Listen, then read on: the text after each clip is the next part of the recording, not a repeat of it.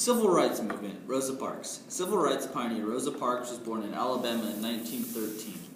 As an adult, she worked as a secretary on an army base and a seamstress at a department store.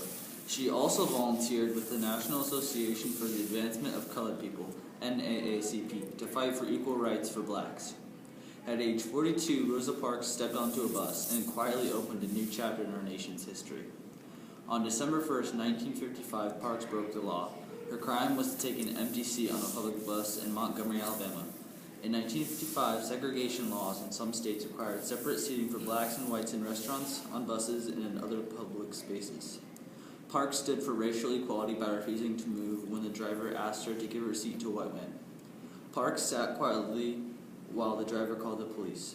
"People always say that I didn't give up my seat because I was tired, but that isn't true," Parks said.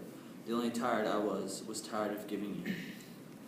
Parks was arrested, but her act of bravery set off a chain of events that changed the United States.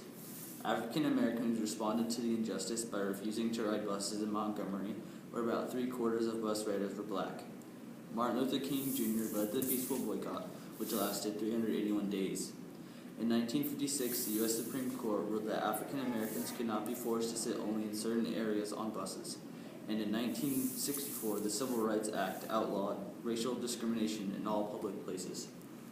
After the boycott ended, Parks continued living in Montgomery with her husband Raymond and volunteering with the NAACP, but the couple both lost their jobs and received many threats from people who were angry about her civil rights work.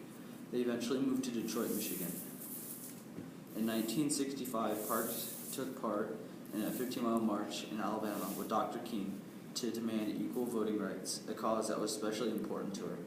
A few months later, President Lyndon Johnson signed the Voting Rights Act, which made it easier for blacks to vote.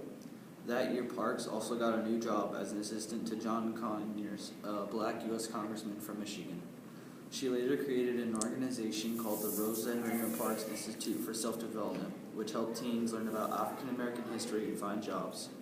In 1999, President Bill Clinton presented her with the Congressional Gold Medal, the highest honor the U.S. government can give.